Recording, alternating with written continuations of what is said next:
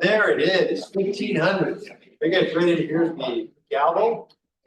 There it is. We are now in session, the Airport Advisory Committee for Wednesday, February 12th, 2025. It's been called to order. Let's say the Pledge of Allegiance. And there's a flag. I pledge allegiance to the flag of the United States of America and to the republic for which it stands, one nation, under God, indivisible, with liberty and justice for all.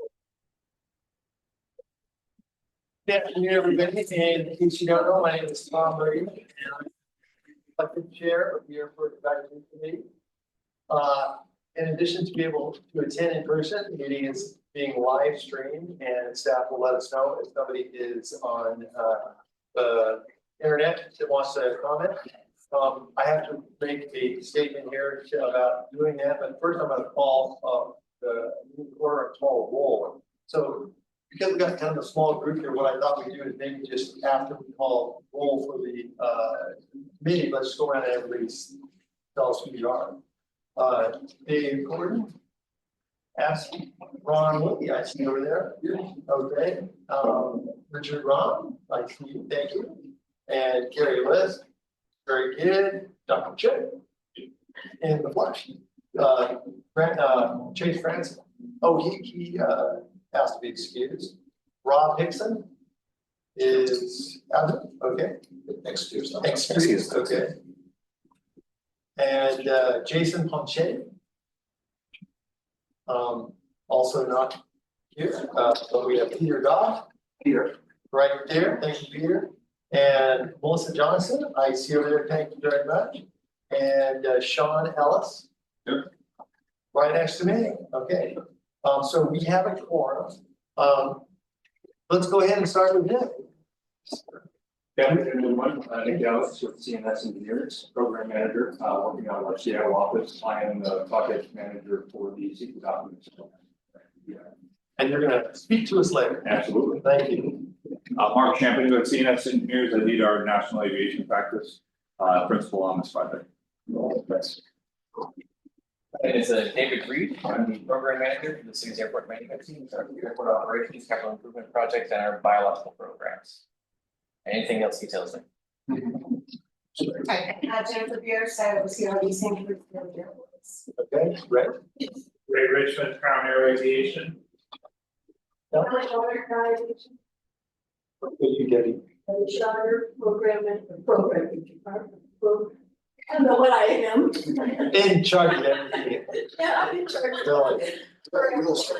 Talk to the agent. Yes. Make sure we see that here. Welcome. Cheryl Lawson, one of their public agents here for MWAN. Greg Santana, biologist for the airport. Hannah Sachs, program coordinator for the airport. Charlie Broadbent, airport manager in Wyatt. And incognito in the corner plus department manager. John McFerrin, in White Town. Okay. Thank you for that, everybody.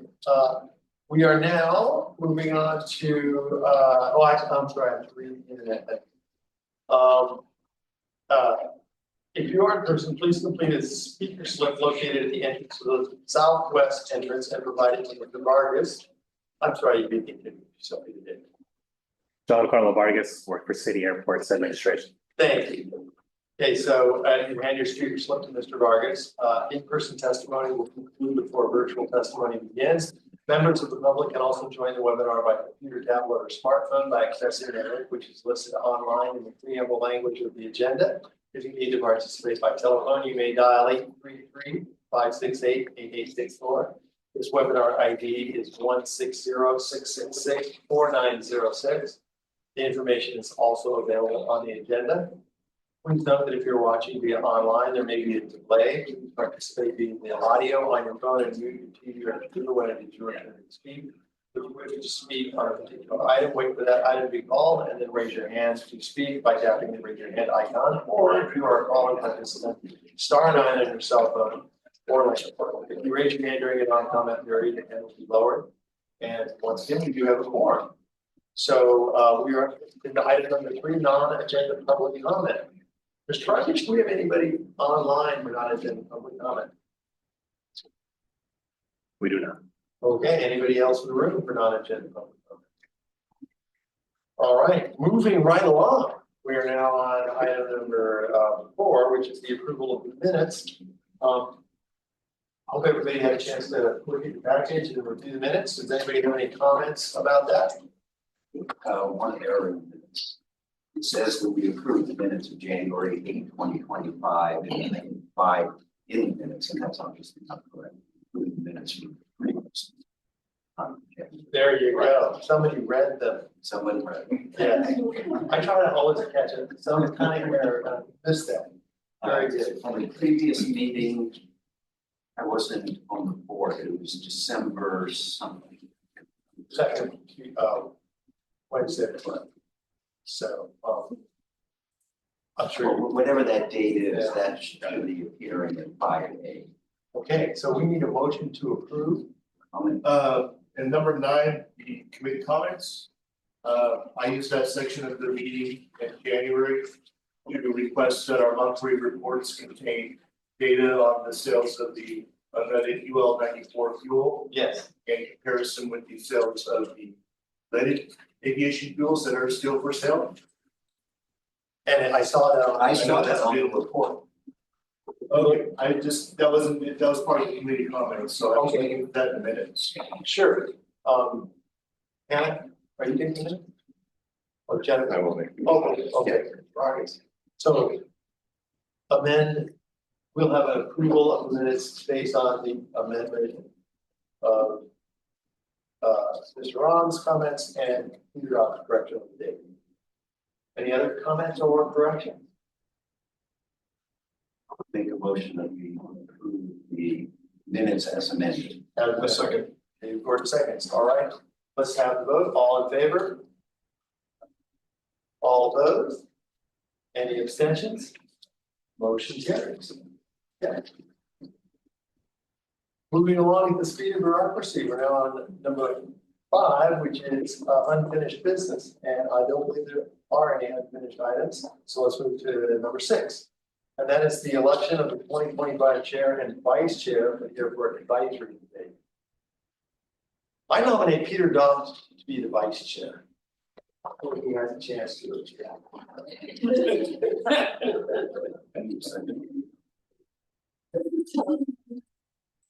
How the election process works. I think the way it works is that you would nominate anybody else. You can nominate yourself, or you can nominate somebody else. And when we have the nominees, we'll vote. No other nominees for vice chair. All in favor of Peter Dodd being the new vice chair? You're so stuck. Okay. All opposed? I've made quite an impression. And any abstention? All right. Are there any nominations for the chair? Nominate Tom Reed. I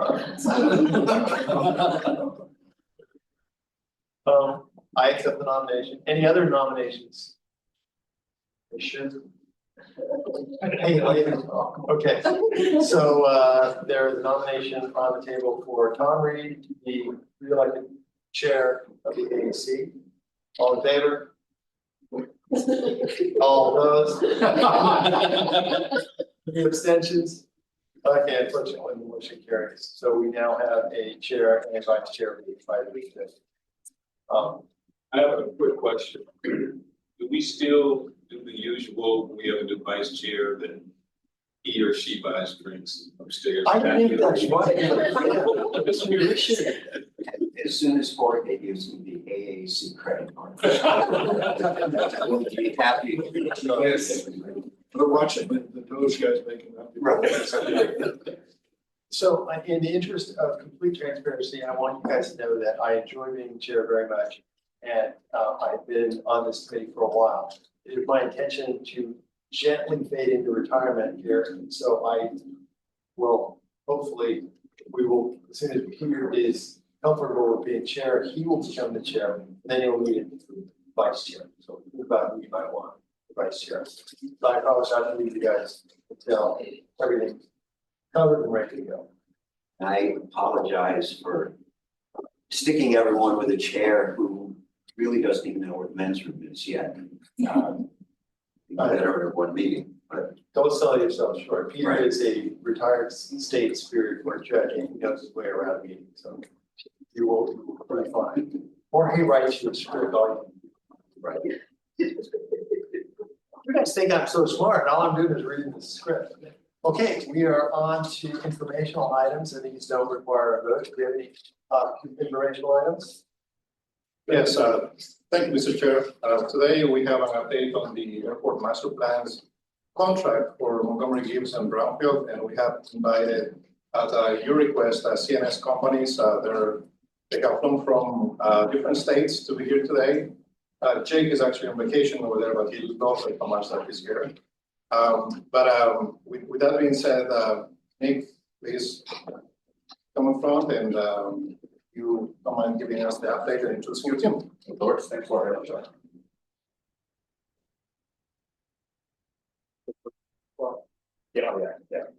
Well, again, good afternoon, everyone. My name is Nick Alex, Program Manager with CNS. Welcome to Alex, ALEX. Welcome to all the new members today. I am here to give a little bit of background and history on this project. Just give a quick overview of what a master plan is and why we're preparing one. And give an update on the EIRs, status update, where we're at with those, and then just a little bit of a look forward what we have left to get us over the finish line here. I know that's what everyone is most excited about. First, a little snapshot of CNS as an organization. We've been in business for over 55 years. You can see that we've served over 220 airports nationwide. Our aviation staff is 112 dedicated professionals, and then 19 within that group are dedicated to plan and the efforts that we're talking about. You can see in the bottom right, we've done over 100 of these similar type documents at various airports across the country. Next slide, please. So why did we kick off this master plan process now? Well, when we did in 2018. It had been a while since the last one was completed, a number of years. You can see here it was in 1980. There was also a recommendation from a city performance audit. We also had a number of new FAA design standards that came out, so we wanted to make sure that the airport was up to snuff with all the new FAA requirements. There were transformational changes that have occurred since the last master plan came out. Fleet mix looked a lot different, technology was a lot different from back then. And then, of course, updating the airport layout plans, which is a requirement for the FAA. Next slide, please. So this is just a quick snapshot of the master plan process itself. It starts with inventory and forecast development. The inventory is when we really get to know your airport and come out and do exactly that. We get a full inventory of hangars, all the facilities on the airport, basically how the airport operates, all the utilities. It really gives us an intimate understanding of all of the operations, all the tenants, all the base aircraft, everything at the airport. And then at the same time, this is really the first interaction with the FAA for this process is during the forecast development. That's a document that they approve in the beginning and really dictates a lot of what you see on the right of the screen there. And from there, we get into the meat of the document, developing demand capacity models to determine what your facility requirements are, what, if any, facilities will need to be built to accommodate that demand. And then from there, we develop a number of alternatives. I believe we had 4 or 5 alternatives for these documents, one of them being the preferred alternative. You typically look at a baseline type scenario. You would get a full implementation if you were to reach that most impactful forecast scenario. And then something kind of in the middle that's more realistic that becomes your preferred alternative. And then we get into how is that going to be implemented? That becomes your phasing of financial strategy, which is part of that document. And as you can see here, stakeholder and public involvement is a very important part of this process, and it's something that starts at the beginning. And we have a slide coming up that will show how much public involvement there was for these projects. So once you wrap all that up, you get your full master plan document and your airport layout plan set. And then that ALP is the second component that the FAA approves for this document. Next slide, please. So here is the preferred alternative for Montgomery. And you'll notice that the preferred alternatives are very similar in their approaches for both airports. Both were not dictated by capacity driven items. So there was no expansion of the airport, if you will. There were a number of hotspot areas that are noted here in red that needed to be addressed. Geometry issues, other taxiway issues that were causing incursions in the runways. So those were identified to be corrected as part of the separate. Also increasing the whole bay capacity and meeting, again, those FAA design criteria were very important here. Unique to Montgomery was the evaluation of the runway threshold.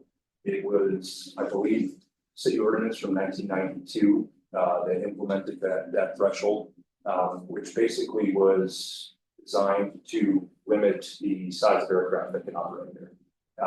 Those, after analysis, though, we identified that a number of those aircraft are regularly operating here.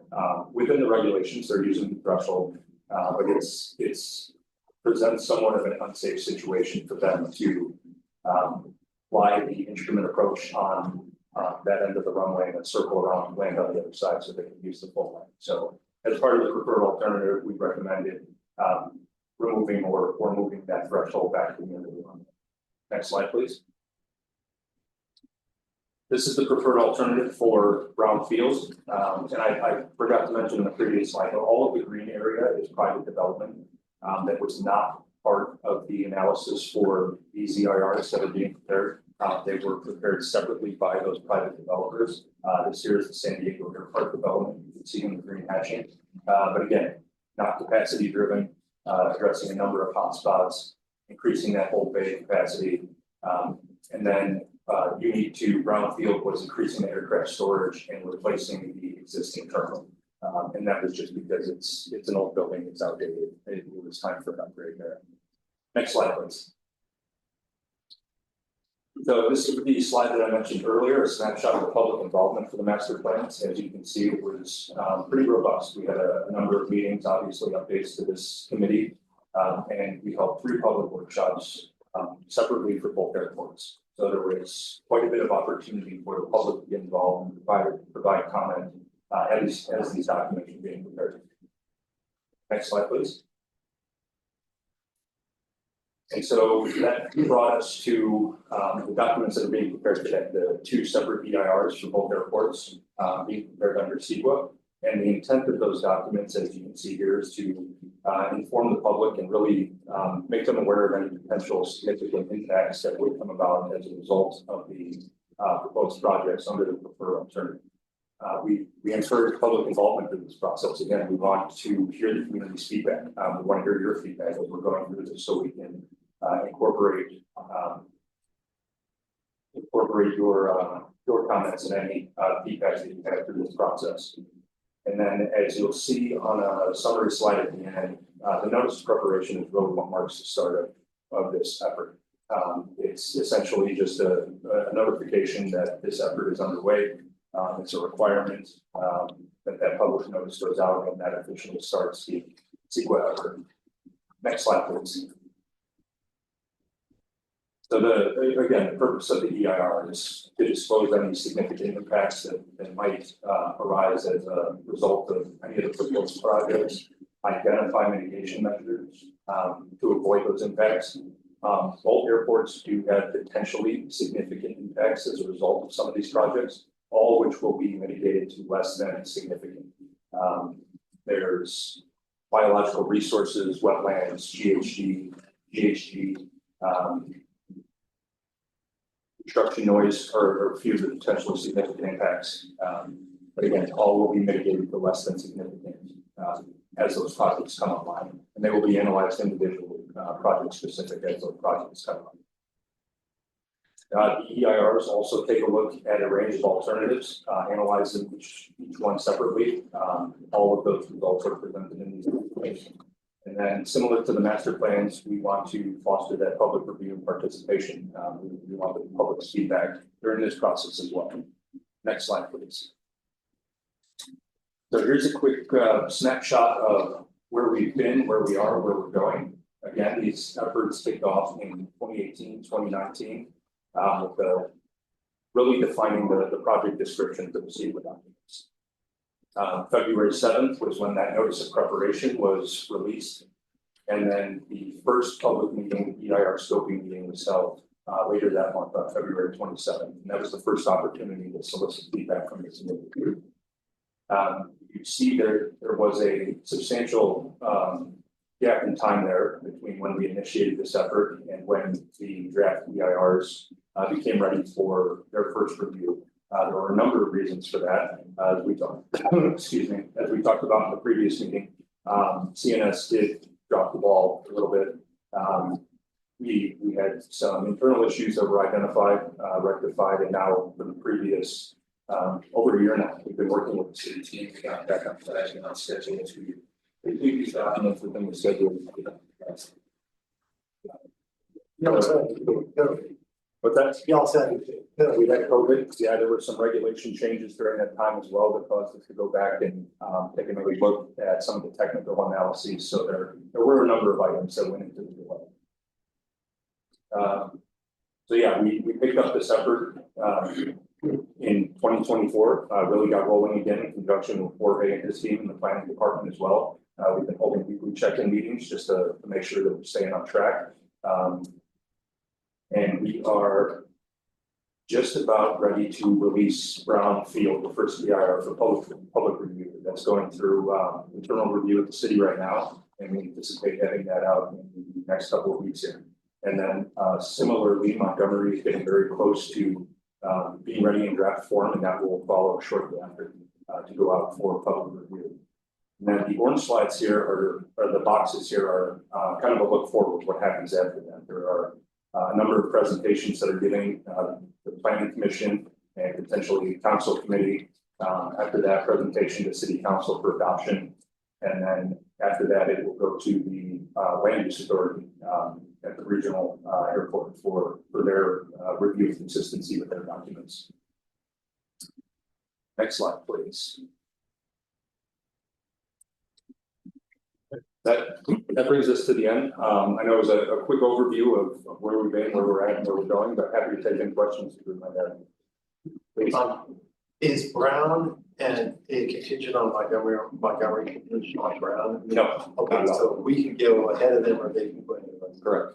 How long does it typically take? I mean, if you had to say, I'm not gonna hold you to this, but it's like a remodel, you know, I know that something might come up, but if you said, Tom, it'll be done, where you can say this master plan is in place, what date would that be? I don't know that we have a firm date right now. There's a lot of moving parts that we have to work through. 10 years, 1 minute. Put it in there somewhere. Much closer to 1 minute than 10 years. So soon. Yes. Okay, I understand why you're saying. The schedule shows everything being wrapped up before the end of this year, and we're on target to do that right now. Yes. Ooh, okay. That's what you're gonna have. Dave. One of the things that came out of the master plan committee meetings. So your company proposed adding whole day capacity for 2A left, south side of the taxiway hotel. Number of the airport users adamantly opposed to that. Are you able to consider any other possibilities, such as right now we have 2 spots to the east of where you access the taxiway. Good though. Yeah, Bravo. Thank you. And I would think you could put 2 more spots just west of that, of Bravo, and that would double the capacity without, the problem is that if you put a whole bay on the south side of the hotel, now you got a conflict. Sure. Because anybody taxing with 2A right is going to be conflicted with somebody who's in that, or doing the whole bay. Yeah. So there still any time, any ability to consider alternatives? Not as part of the master plan, just because of the trickle down effects that would have, and that would significantly delay our schedule even more. But that's a conversation we can have with Jorge and his team, and potentially do through an ALP update. I don't think it's fair. You have to assume another, but I'll send everybody in the committee a link to the plan that the master plan has a map. So you can see what's going on. Any other questions? Yeah. Yeah, Doug. How does the public get notified when those public reviews are? There's a standard process. It goes out in various local publications. It'll be on the city's website. I believe there's an email list as well that it goes out to. But yeah, it's standard notification process for documents like these.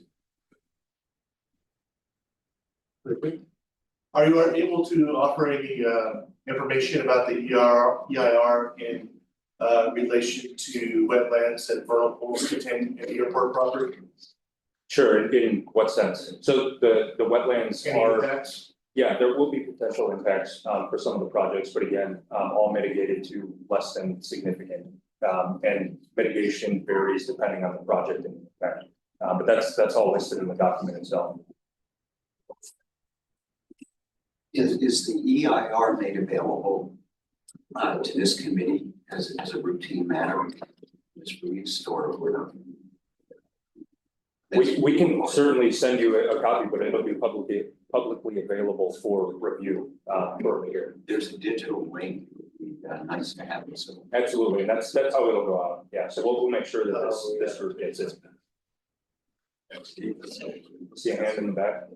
I think your own questions, I'm gonna dive into this next.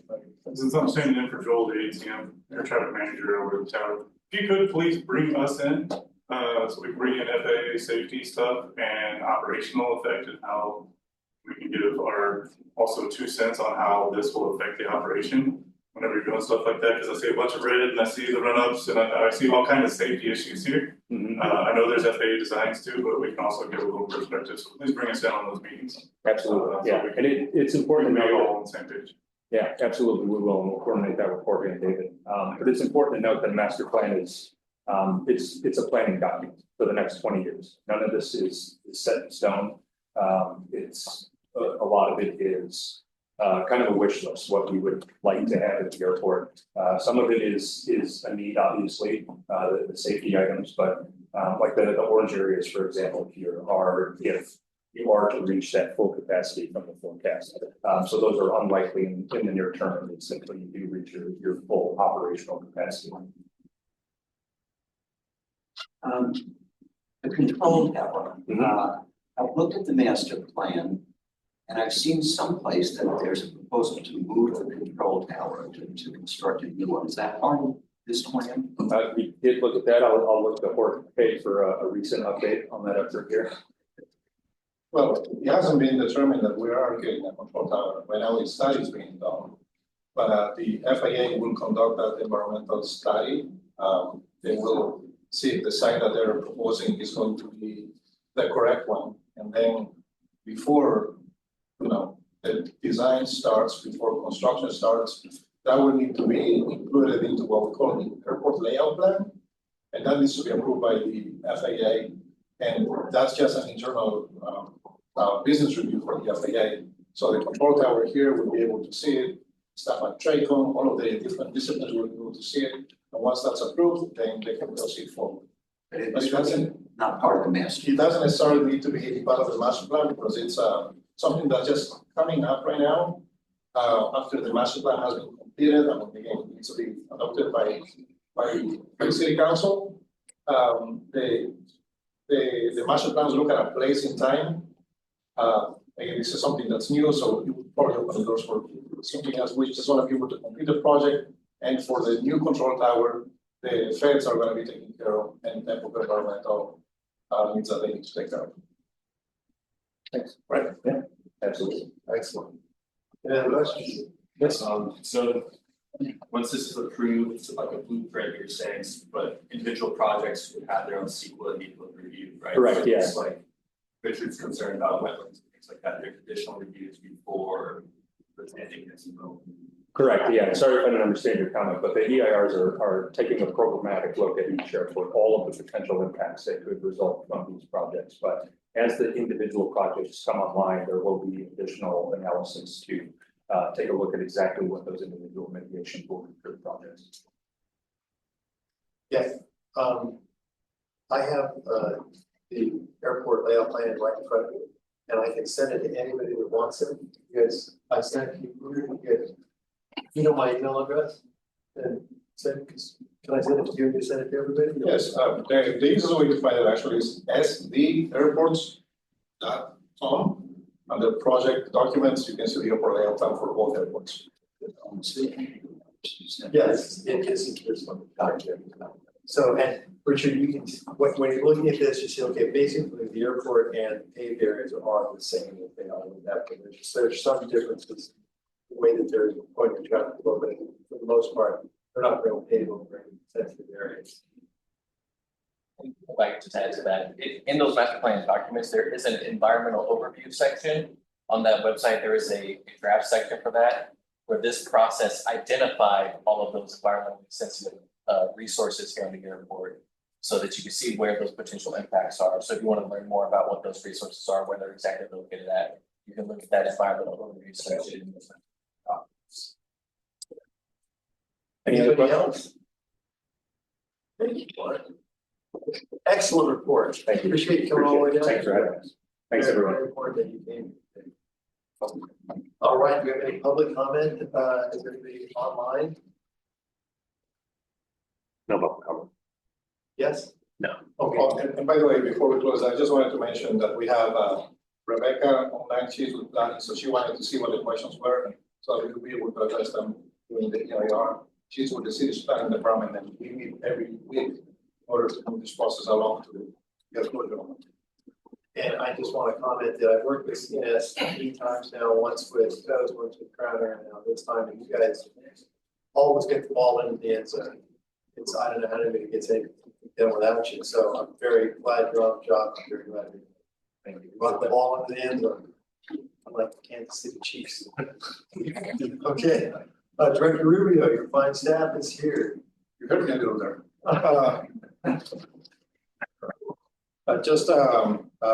Just wanted to give you the staff reports. I'm going to start, if you don't mind.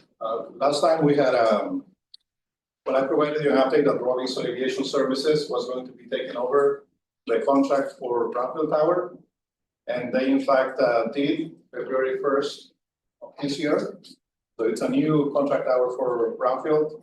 I had a really good conversation with one of their directors, and what I was related is that Brownfield staffing at the moment, the way that it is not going to change. So the members that are there are transitioning from Serco to the new contract tower.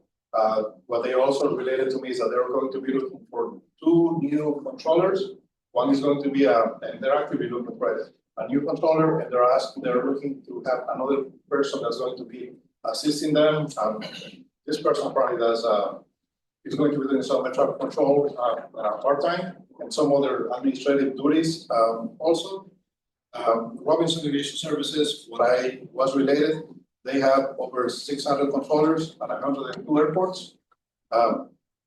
They related to me that customer service is very important for them, and they want to be part of the community.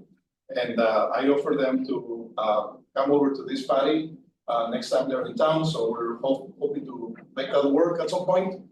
But the gentleman that I spoke to, he came from the FAA. He was in charge of a large FAA facility. So it looks like he knows what he's doing, and he also works with the American Association of Airport Executives, and we seem to know kind of the same people that care about safety. So I'm glad that it's happening. This week, actually this last week, we had meetings regarding the RFP for design consultant services.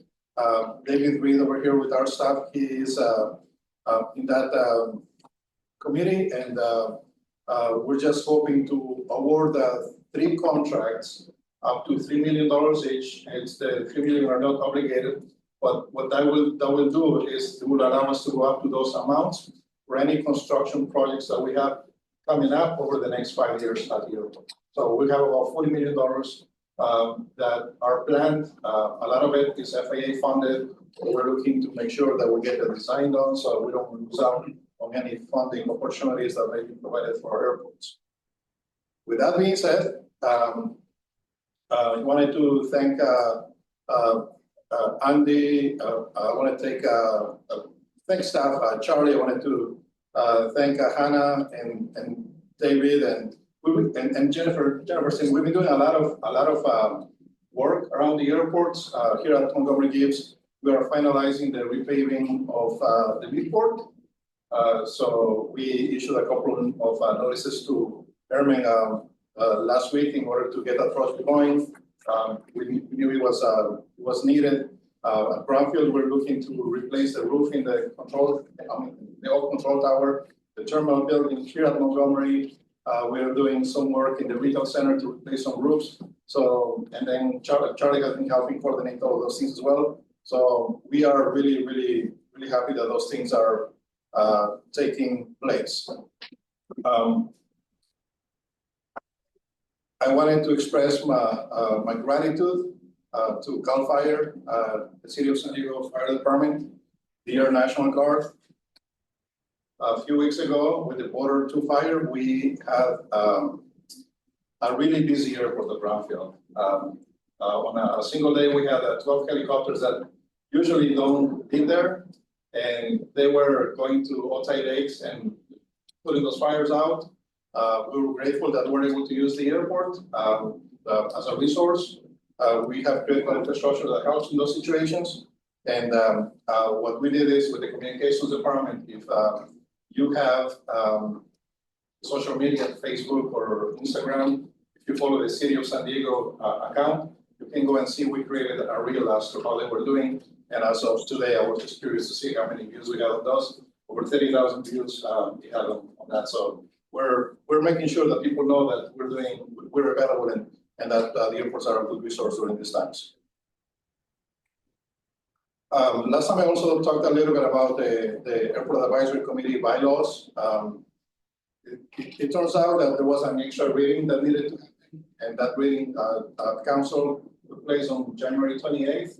And after that January 28th, we have to wait 30 days in order for that basically to be effective. And that will basically create an extra seat for the Navajo community into the AAC, which means that it looks like next month we will be able to bring the bylaws so that you can take a look at it and potentially amend it at your discretion.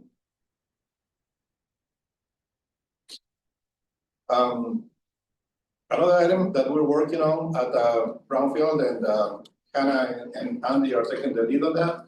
At Brownfield is we're working towards the relocation of the current parachute drop zone with the San Diego Airport redevelopment project. They're looking to start working on the phase 3 of the project, and the current drop zone is located within the project zone. So we have been looking at FAA regulations. We have FAA contacts that we're going to be reaching because we need to relocate that drop zone. The drop zone is being used right now by tenants of the airport and by the Navy to train their SEALs at the airport. So it is important for us to do that. The last time also we were asked a question about Brownfield and if the phone number could be released if somebody asked. I had a fruitful conversation about that too with the leadership at Robinson Aviation. Their preference is to have that number be private unless somebody requires it.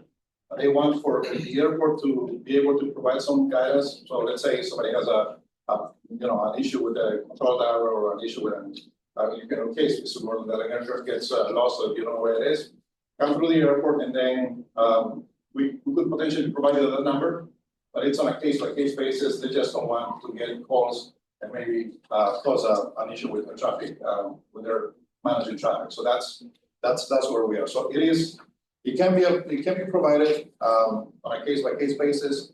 Just come through the airport staff and we'll be able to get you connected should the need arise. And last but not least, I wanted to mention that in the report packets that you have, we included the gallons of fuel. It was requested that we include gallons of fuel that were sold.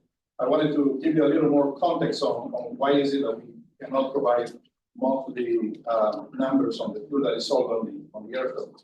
We have different tenants and they have different regulations. We have disagreements with them, and those agreements don't necessarily call for lessees to provide us the number of gallons that are sold. What we do is we try to get reports on the gallons that come through the airport, because we collect a fee from those gallons that come through the airport. So if there's 500 gallons that come through the airport, that's a number that's going to be reported to us, and that's how much we're going to be getting what we call the a fuel flowage on that amount, those amount of gallons. Sales are not reported to us on a monthly basis.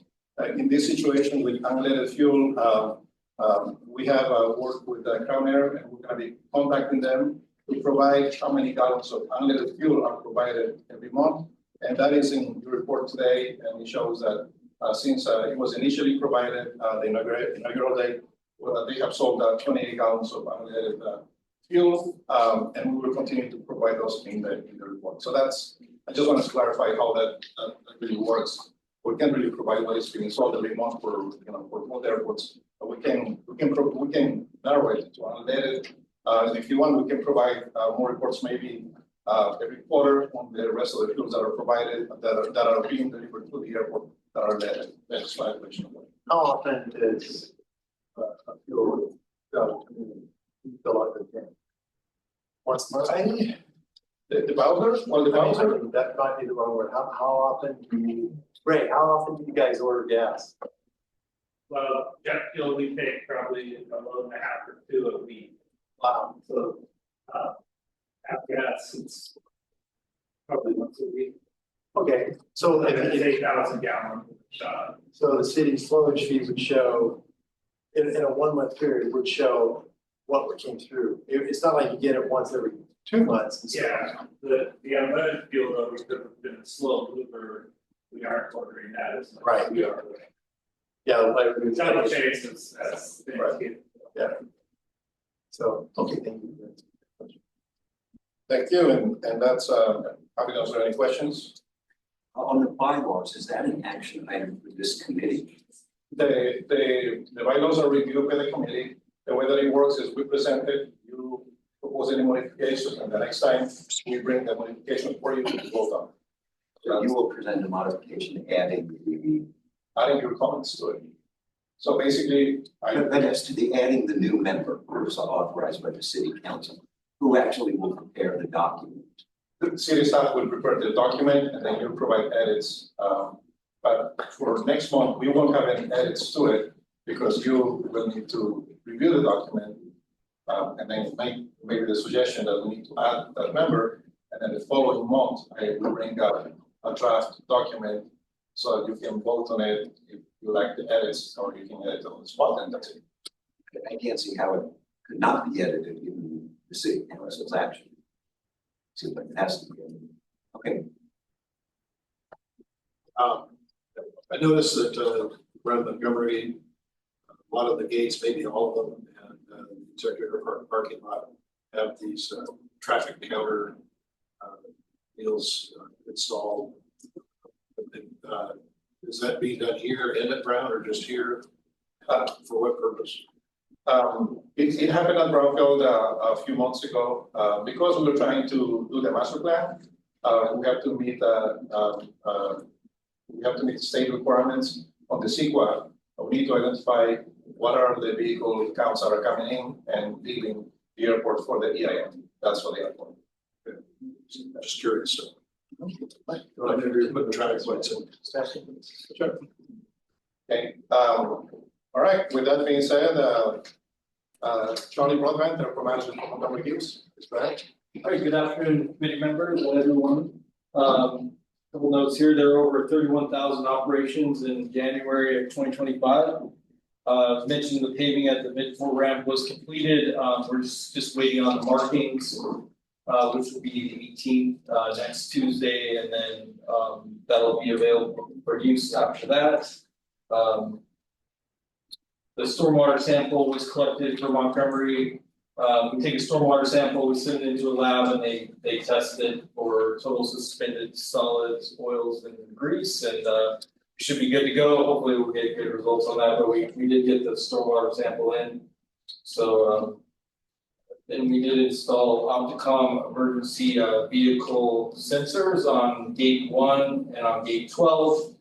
So those are used for emergency vehicle apparatus. Their strobe lights will essentially open up the gates, so they'll be easier access for emergency vehicles. We're gonna test those on Thursday with SDFD and do any minor modifications. But yeah, that'll help a lot with emergency response, which is always on our top agenda. And then the mowing and spraying contracts for Montgomery and Brownfield are out to bid again. The bids are due February 27th, 2025. It's on Planet Bids. So we hope to get some good bidders and see how that all plays out. And with that, any questions, I'd be happy to answer them. The Newport paving, so the project's done. The paving's done and we just need to do the markings. Okay, I assumed it was for that, but there's a number of pieces of equipment parked on Glenhurst Drive, right outside the hangar. Is that part of that project that will go away soon? Yeah, that is part of that project, and they'll go away soon, yeah. Thank you, Charlie. Sure, no problems. Okay, thank you. Thank you, Charlie. Okay, let's go with Jennifer Pierce with the properties team. Everybody. All right, I'll provide some updates from our leasing team, starting at Brownfield. As most of you know, the construction of the FBO at San Diego Air Parks is underway, and we're continuing to have discussions with them on the development of other parcels. We are working with the city attorney's office on legal actions against Arrow Aubrey, which is the northern parcel where we did the evictions, on environmental remediation. We're also working on a lease with San Diego Air Parks and an MOU with Customs and Border Patrol to allow for CBP operations in FBO facilities. We are negotiating a new MOU for San Diego Fire Station 43 at Brownfield. We are working with Experimental Aircraft Association to exercise their option to extend the size of their leasehold. And they will be submitting a permit application to VSD for construction of additional hangars this month. And then we're also working with CBP on an MOU for the construction of a new CBP facility at Brownfield. Moving over to Montgomery, the Sorby Aviation lease was approved by City Council in late January. And the annual rental revenue to airports is $79,308 per year with 3% annual escalations. And it's a 9-year agreement. We're also working with the 94th Aero Squadron on a short-term lease renewal for their patio outdoor space. And the appraisal's been finalized and we are putting together a new lease. We are working on a new MOU with the SDPD Eastern Substation for 9225 and 9265 Arrow Drive. That appraisal has been finalized and we're waiting for the city attorney's office comments. We are still working with Corporate Helicopters. They are working with PSD to process plans for their proposed development and they're finalizing the documents to submit to the FAA. We are working with the city's attorney's office on an MOU and a right of entry agreement with the FAA to grant them permission to enter the airport premises, to conduct preliminary work and environmental assessments and survey for the new proposed air traffic control tower on the recommended site. We're also working with Crown Air on a new longer-term agreement for transit grant parking, and we are also working with Crown Air on amending their lease to provide for financing of the executive air park sold. We are drafting a new lease with Advanced Aircraft over on lot 8A, and that appraisal has been finalized. Hangar inspections were held in December for all hangars at NYF, and Charlie's working with the fire marshal on these letters. There's been a little bit of a delay on the fire marshal side. We've also approved a new lease template for the city with the city attorney for all of the hangars at Montgomery Field, and Debbie has been working on getting new leases prepared, so that's in process. That's exciting, yeah. We are drafting a new lease for Alex Hospitality Group. An appraisal is underway, And as part of that process, we're working on a sublease with them for a solar project at the hotel. Over at our office buildings, we're still trying to finalize an MOU with our transportation department, which is just to add 19 reserved parking spots, which will bring in a little over $11,000 annually in revenue. We're working with engineering and capital projects on potentially leasing the remainder of the vacant space at 8575. And we are evaluating our building systems and planning the building for occupancy. And then a request for qualifications was posted on Planet Bids for as needed real estate consultant services, which includes real estate brokerage and property management services for the office and retail buildings.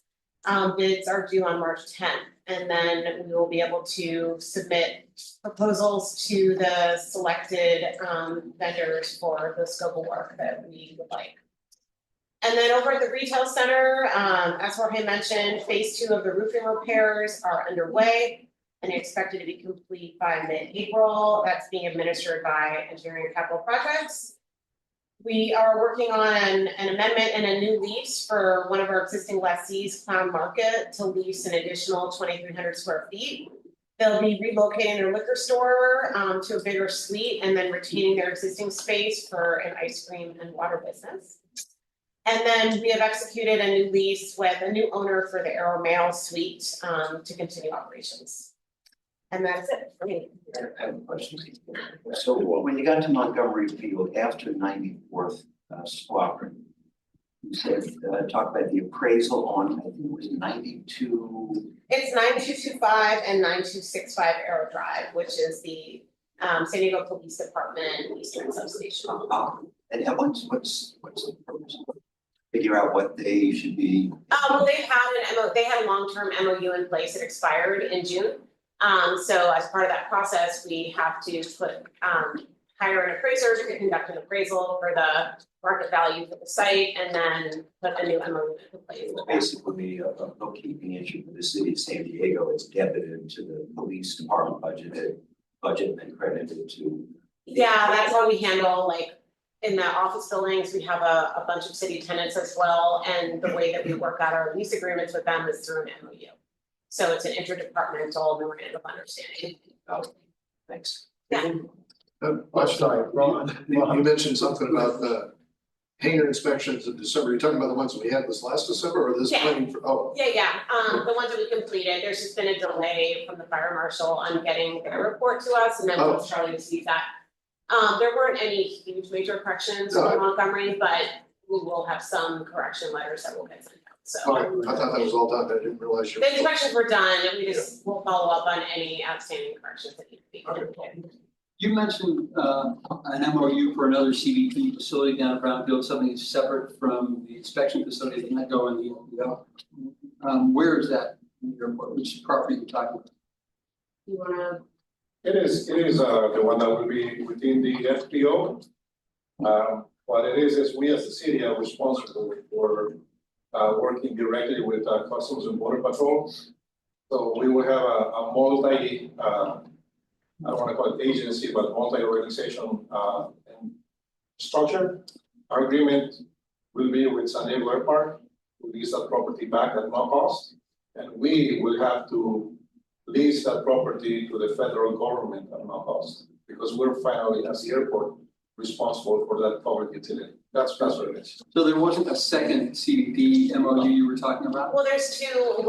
We're working with them on an MOU that is gonna govern like construction, basically, like the agreement of the construction of the facility. And then we have to come to an agreement with them on basically the lease terms. Got it. So there's two different documents, but one has to come together. And Jennifer, just for the record, MOU is memorandum. Memorandum of understanding. Yeah. Thank you. I thought this was government acronyms, but. And that's all we have. All righty. John from the tower, you are up. We are now moving forward to the Montgomery Tower. The tower's busy. Continuously getting busier and busier. I think that was busiest January we've had on record. I think every month so far in the last 12 months, busier and busier, it just keeps going up. I think when I looked at the total operations in the country, we were 21 in total operations in the country.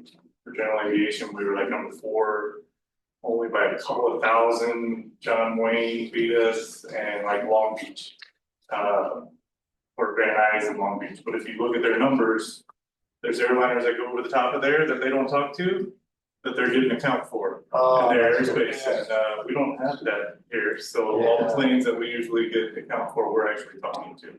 So we're number 1. Well, based off of volume and complexity, Montgomery is number 1. Yeah. And we are actually up for review next month to go up a whole nother level. So that'll be our 3rd level in about, 5 years? That'll put us 1 level below LAX. As a comparison, the same level as San Francisco. And we're only general aviation. We have no commercial carriers at all, which is super busy. Everyone in the FAA is like, I don't understand how y'all are doing this. It's busy. We see a lot of traffic, like the picture of the airport diagram, like I saw some stuff on there, I'm like, okay, that's gonna reduce capacity, not increase capacity. That's why I'm like, hey, get us on there, so we can get some of that and also safety. But other than that, we're gaining more people. We're doing a lot of training right now, so if you have problems, please give us a call, talk to us about it. We make mistakes, the trainees make mistakes. We're always trying to fix them, and we have to, even as a trainer, we will step over them and correct them. So that it's a safe, orderly, expeditious flow of traffic. That's our main priority. And even if you need some education for some of the flight schools, stuff like that, want us to come out and talk, we're happy to do that. I know Plus One does a really good job of that. They got a meeting next week, I believe, and we'll be there for that to help educate even outside of just running the air traffic. But if there's anything we can ever do for you, we're looking forward to the tower. Hopefully it'll get approved. That way we're not looking into the sun. We can actually see the planes whenever they get off the runway too. That would be great as they're taxiing around, because right now we can't see them when the sun is setting, which is very nerve-wracking sometimes. So like we think they're off the taxiway. Sean, I'd like to turn that around. You keep saying, let us know if there's anything you can do for us. What can we do for you? Get off the runway, don't stop on the runway. It's like when there's somebody right behind you. Cross to it left. Yeah, don't cross to it, that permission? Yeah. No. Hold short assignment, runway assignment. That's as far as this is more just keeping us informed. I mean, Charlie sent out an email the other day about the Midport construction, and we helped spearhead that to make sure the operations mitigated the effect in the operation. Shutting down a couple of helicopter pads may not seem very big, but it drastically affects how we're running the operation and making sure that it's a safe operation for everybody. So doing stuff like that, getting us on the forefront rather than reacting and being proactive is really important. So that's also why we try and come to these meetings a little bit more. If you have questions or something going on, please send us the information. And if we say, yeah, it's not a big deal in the tower, it's not going to affect the operation, we'll let you know. But the more informed that we are and more proactive instead of reactive is better for us. Because it takes us a long time to educate everybody in the tower so everyone's on the same page with that type of operation. Like we just hit the deadline, even with like a 2-week heads up on the Midport operation. So that was really tight for us, but we got it done. We were briefing people day of, like literally construction crews are driving out there. We're briefing people. Still, hey, when this operation is going on, this is what you're going to do. And they're like, we see them right now. We're like, yes, I know. You can do this right now. Because it just takes a little bit to get everybody, because the rotating shifts and schedules. But that's my biggest request. Okay. You know, it's just keeping us in the loop. So that we can, I'd say at every meeting, you guys are the best air traffic controllers in the world, and it's a very busy airport, and really appreciate you keeping us safe. I appreciate it. It's always make sure that gets 10 minutes, Mr. Vargas. Best in the world. A quick question. Oh, yes. Just maybe it's for you, the group, and especially for you. With the statements you just told us today, why would there be any problem getting a new tower? Is there any hurdles? Did you guys anticipate any hurdles? Based upon what we just heard, why we wouldn't go forward with that project? I can tell you this from the city. Getting a new control tower is an FAA decision. So we would love to have a new control tower. Okay. The FAA is that they're working hard on trying to get us a control tower. Unless, until I hear that we are confirmed to get a control tower, I cannot tell you that we're getting a control tower. We're in the same boat, they're doing all the studies and, we've even done the goggles and like, hey, this works for us, or move this 90 degrees this way and make it better view or something. So we've done all kinds of, studies and lots of meetings. We're just waiting on, let's go, let's do this, on our side, but. I'm just curious why it hold up. Yeah, it's going to make, it's gonna be safe for operation with the tower if we can get it over on the south side. Yeah. So that we're not looking in the sun, which would be great. So, Good advice. Several years ago, I got a big lifeguard tower. Don't hire the same architect as when the window they put in facing west blinded them. They were like an hour before sunset. no, it's not. And they had to redo a bunch of constructions. So make sure you ask whatever architects do it, that they studied that, figured out the right kind of glass. Yeah. So I've done tour SoCal, never been to the tower here. Is that something that they often? Yeah, all the time. We constantly tell people, please come up there as much as possible. Tom has our number. And get you up there. Today is nice and slow. We can talk to you about some stuff. You're not gonna see all the kind of craziness of the double patterns. Slow, you just told us it's not.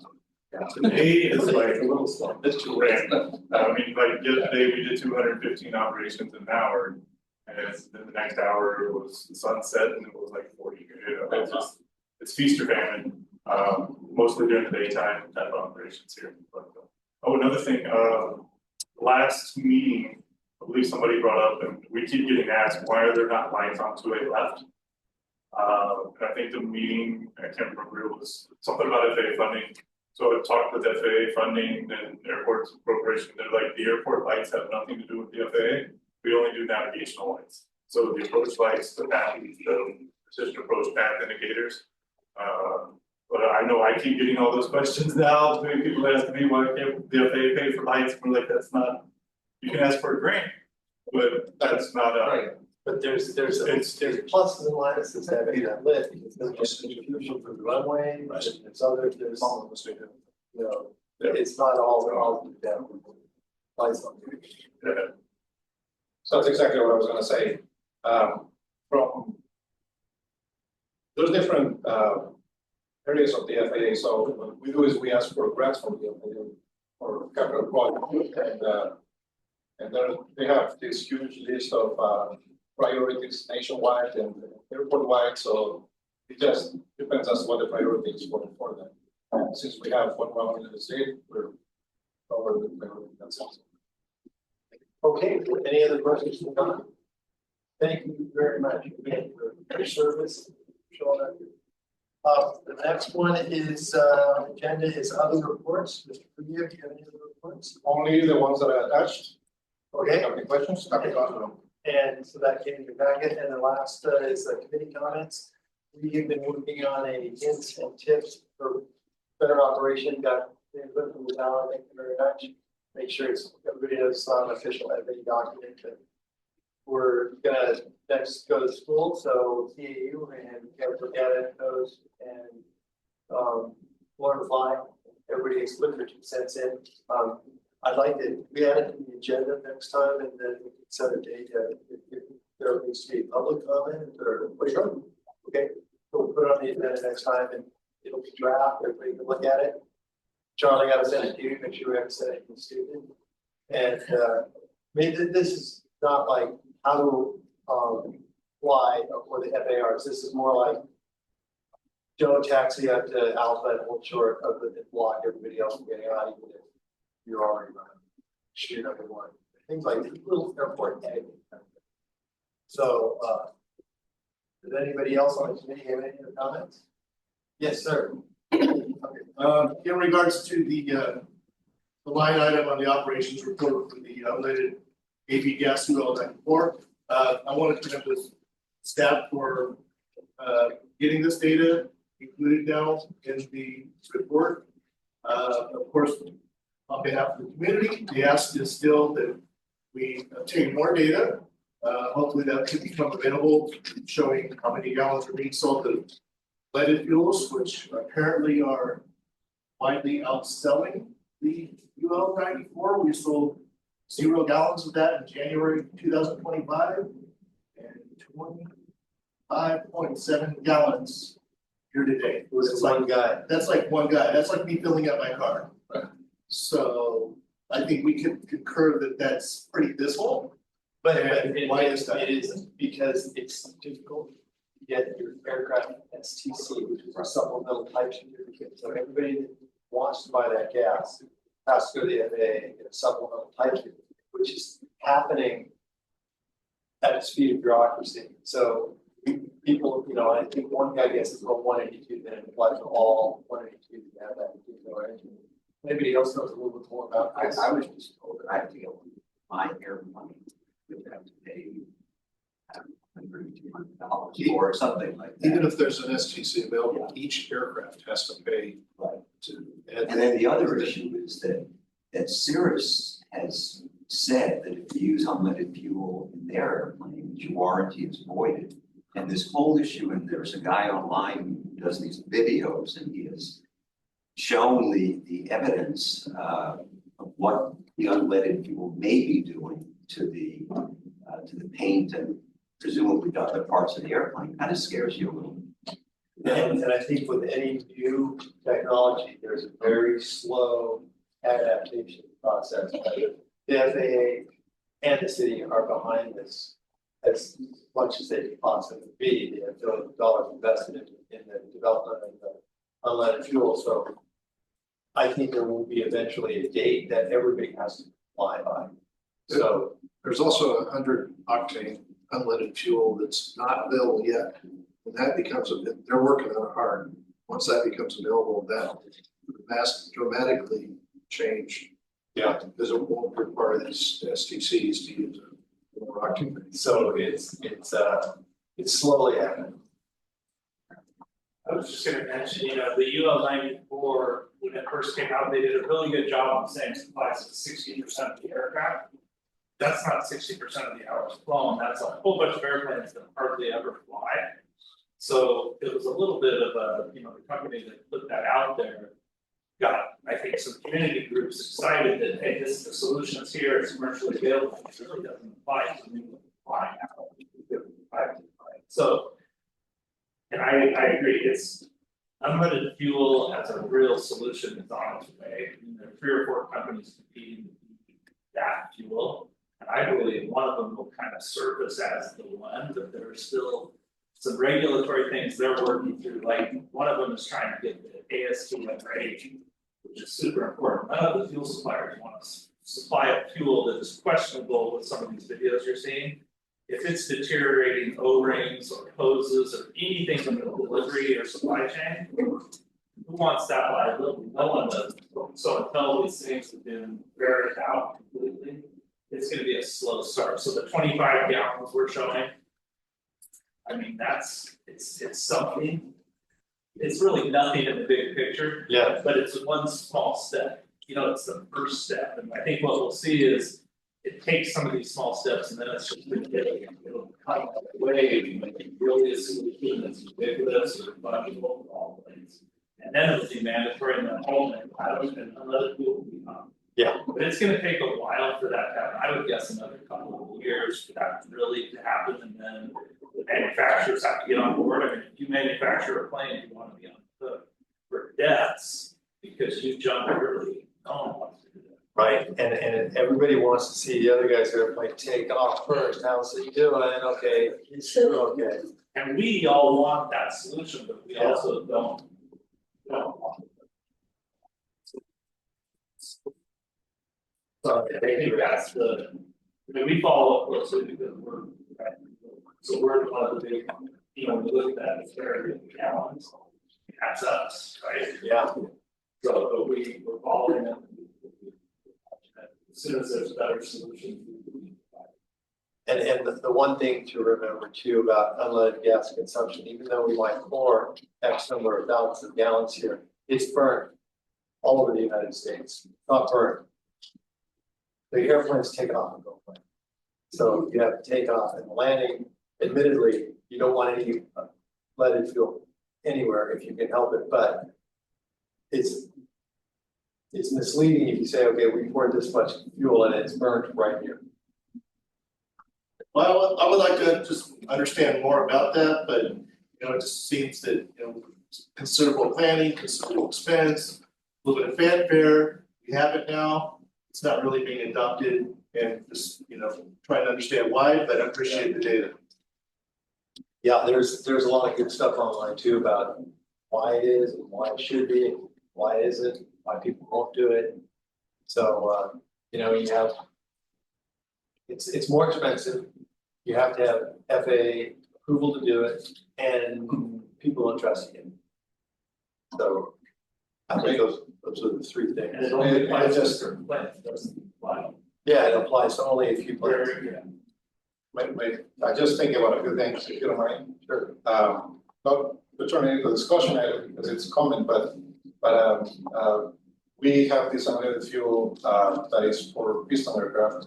We do have Jet A that's also unleaded fuel, so this is really just a representative of those smaller airplanes that take less fuel, larger aircraft take more fuel. Regarding the UL-94, internally within the city, we're thinking of ways that we can maybe try to get it out there more. We'll try to figure out and maybe try to provide you updates once we are able to figure that out. But we're not sleeping in the laurels. We're trying to make sure that this gets implemented. It's just that it's so brand new to San Diego, and we're glad that $25 we're taking, but there's still a lot of work that needs to happen with this. I think once a school takes it on, says, hey, we're gonna burn nothing but unleaded, and the school's flying only unleaded, and everybody can look at it and go, wow, okay, that works. There's no maintenance issues, STDs are done, so it's a process. All right, can I hit the gavel? End this meeting? That was a long one.